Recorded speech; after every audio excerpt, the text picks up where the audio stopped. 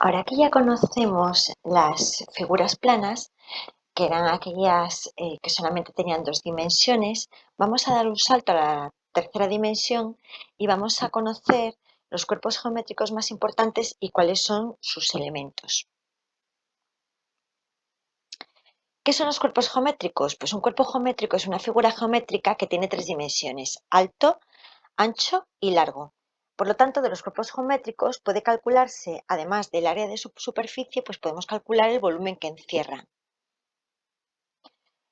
Los cuerpos geométricos se pueden dividir en dos tipos. Por un lado están los poliedros, que son aquellas figuras geométricas sólidas delimitadas por caras planas, que son polígonos, es decir, todas sus caras laterales son polígonos, y los cuerpos redondos, que son todas aquellas figuras geométricas sólidas compuestas por superficies curvas, o bien en su totalidad, como podría ser el caso de la esfera, o bien por al menos alguna figura curva. En el momento en que tenga una parte curva en su superficie, ya es un cuerpo redondo. Si nos quedamos con los poliedros son cuerpos geométricos delimitados por caras planas que son polígonos, como habíamos dicho antes. Por ejemplo, pueden ser rectángulos o, como en este caso, las bases hexágonos. Los poliedros se pueden clasificar de varias formas. Podemos clasificarlos atendiendo al número de caras que tienen. Entonces, por ejemplo, el tetraedro será el cuerpo geométrico de 4 caras, el pentaedro, penta es un prefijo griego que significa 5, hexaedro 6, septaedro 7 y así sucesivamente. Veis aquí en este dibujo el octaedro, que tendrá 8 caras, el dodecaedro, que tendrá 12 caras, y el icosaedro, que ico significa 20. También podemos clasificarlos atendiendo a su regularidad y los podemos clasificar en dos grupos: en poliedros regulares, que también se les llama sólidos platónicos, que son aquellos que tienen todas sus caras, todas sus aristas y todos sus ángulos iguales, y solamente hay 5 poliedros regulares, solamente hay 5 sólidos platónicos.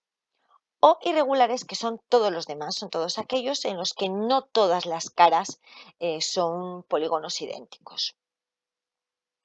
Como os decía, los sólidos platónicos son solamente estos 5 que podéis ver en la imagen. El tetraedro, que tiene 4 caras, que son triángulos equiláteros y por lo tanto el tetraedro tiene forma de pirámide. El hexaedro, que conocéis más comúnmente como cubo, que está formado por 6 cuadrados. El octaedro, que está formado por 8 triángulos equiláteros y iguales entre sí, obviamente. El dodecaedro, que está formado por 12 pentágonos regulares, y el icosaedro, que está formado por 20 triángulos equiláteros. El resto, de los cuerpos geométricos que no son sólidos platónicos, de los poliedros, los más importantes van a ser, por un lado, los prismas, que son poliedros que tienen dos caras que son iguales y paralelas entre sí, sería la que está situada en el suelo y la que está justo encima, y a las que se les llama bases, y luego las caras laterales, que son paralelogramos. Y por otro lado están las pirámides, que son poliedros que tienen solo una base, que es un polígono cualquiera, y luego caras laterales que siempre van a ser triangulares y que se van a encontrar en la parte de arriba en un punto, en un vértice que también se le llama cúspide. ¿Cuáles son los elementos de los poliedros? Bueno, pues por un lado están las caras, que son las superficies planas que forman el poliedro. Aquí veis una cara, una de las caras coloreada de rojo. Son polígonos. Usualmente, a las caras que están situadas en el suelo, y en el caso de los prismas a la que es paralela a ellos, se les llama bases, y al resto, digamos que a las que están alrededor, se les llama caras laterales. Entonces tenéis coloreado en rojo las bases, tanto en este prisma como en esta pirámide, y en verde una cara lateral de este prisma y una cara lateral de esta pirámide. Recordad que en las pirámides las caras laterales siempre van a ser triángulos y en los prismas las caras laterales siempre van a ser rectángulos. Luego están las aristas, que son estos segmentos, que vulgarmente podemos llamarlos cantos, estos segmentos que es donde se cortan cada par de caras. ¿Lo veis? Todos los segmentos donde cada par de caras se unen son las aristas. Y los vértices, que son las esquinitas, que son los extremos de las aristas. Por lo tanto, en cada vértice van a concurrir 3 o más caras, van a juntarse 3 o más caras. La altura, pues la altura es la distancia que hay entre las dos bases en el caso de los prismas o la distancia que hay entre la cúspide y la base en el caso de las pirámides. Y la apotema, que es específica de las pirámides regulares, es decir, las que tienen por base un polígono regular, pues bien sea un triángulo equilátero, bien sea un cuadrado, bien sea un pentágono, hexágono, etcétera, pero regular, pues la apotema es la altura de uno de los triángulos que constituyen las caras, que como van a ser laterales, como son todos iguales, pues realmente es la distancia que hay entre la cúspide y el punto medio de uno de los lados de su base. ¿Lo veis? Va sobre la superficie. Por otro lado, decíamos que estaban los cuerpos redondos, que son todos aquellos cuya superficie al menos tiene una parte que no es plana.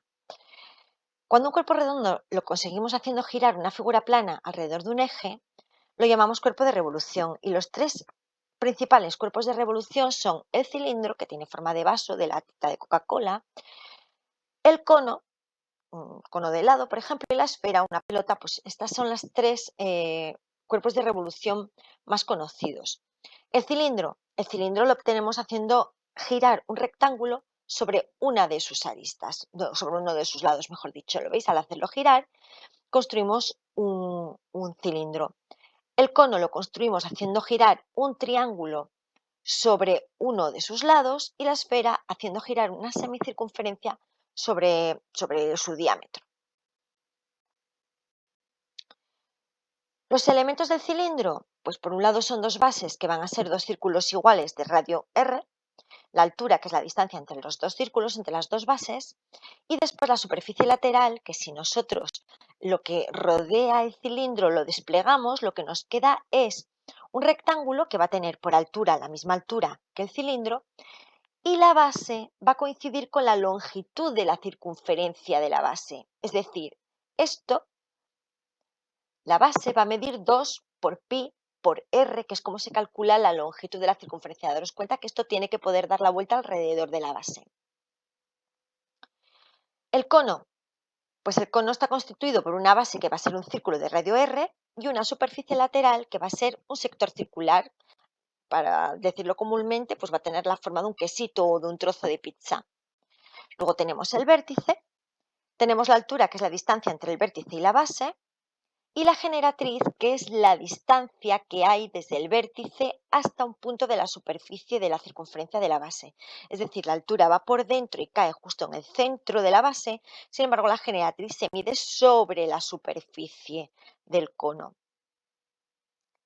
Y en cuanto a la esfera, pues vamos a tener el centro, que es un punto interior que está justo, como su propio nombre indica, en el centro, es decir, está a la misma distancia de todos los puntos de la superficie.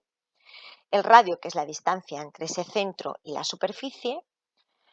Llamamos cuerda, igual que en la circunferencia, a cualquier punto que une a cualquier segmento que une dos puntos de la superficie sin pasar por el centro, diámetro, pues pasando por el centro, y luego los polos son puntos del eje de giro que queden sobre la superficie. Bueno, pues como en el planeta Tierra, aunque sabéis que realmente no es una esfera, porque es una esfera un poco achatada por los polos, pues sabéis que el polo norte y el polo sur pues se encuentran en los extremos opuestos, situados en el eje. Esta se coló aquí y es el momento en el que vais a practicar para ver que interiorizasteis estos contenidos que acabamos de ver.